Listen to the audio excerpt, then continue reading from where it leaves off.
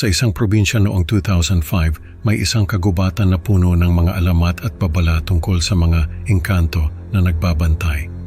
Ang mga kwento ng matatanda ay tila mga paalala na hindi dapat baliwalain, ngunit ang tukso ng misteryo ay mahirap iwasan.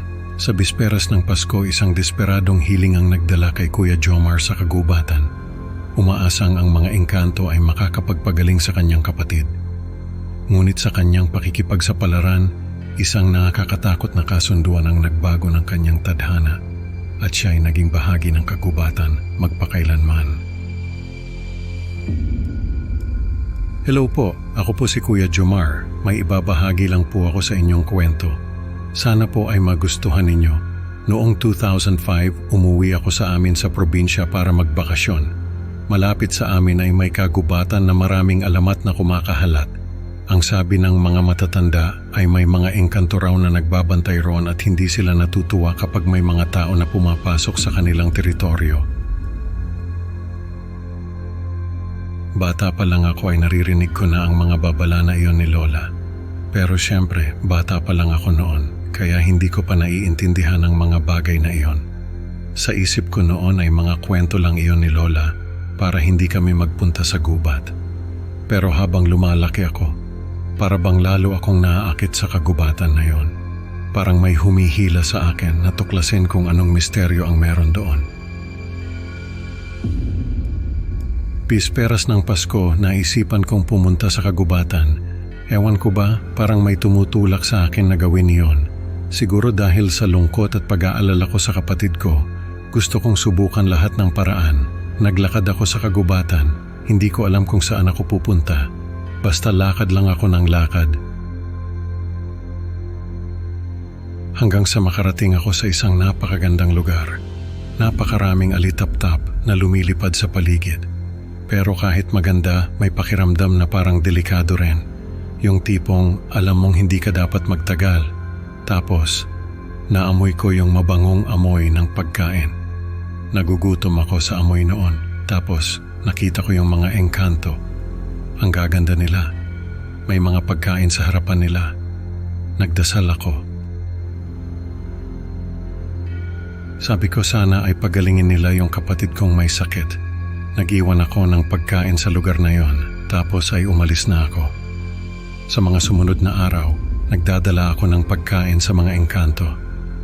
Nagdarasal ako na sana ay pagalingin nila yung kapatid ko. Umaasa ako na may milagro silang gagawin.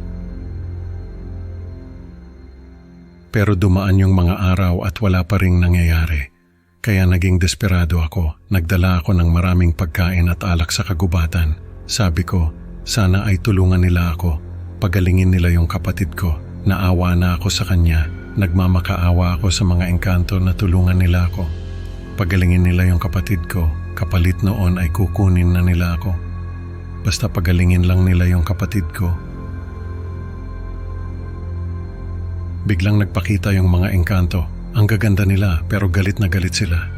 Sabi nila ang kapal daw ng mukha ko para makipagkasundo sa kanila. Hindi raw sila pumapayag sa mga ganong kasunduan. Biglang nagbago yung anyo nila. Yung mga magagandang mukha ay naging mga halimaw. Ang mga mata nila parang apoy na nag-aalab at ang mga ngiti nila parang nangaasar. Tumakbo ako pero hinila nila ako pabalik. Ang lalakas nila. Hindi ko magawang makawala. Sabi nila, gusto ko raw ba talagang makipagkasundo sa kanila?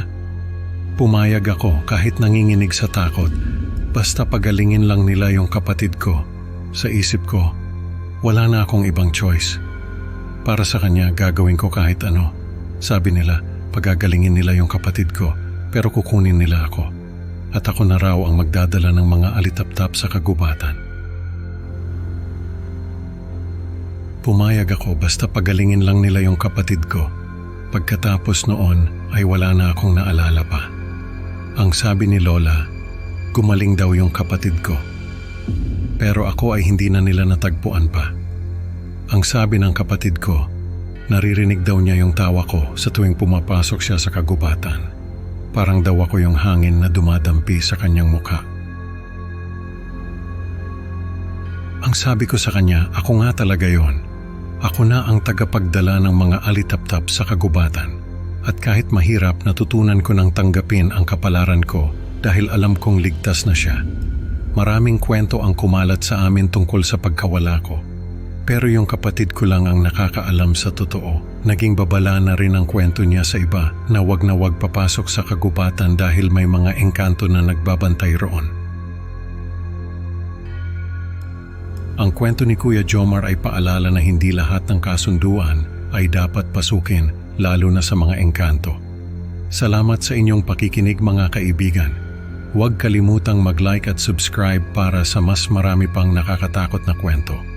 Hanggang sa susunod na upload mga kaibigan. Tandaan, sa dilim ng kagubatan baka may engkantong nagmamasid.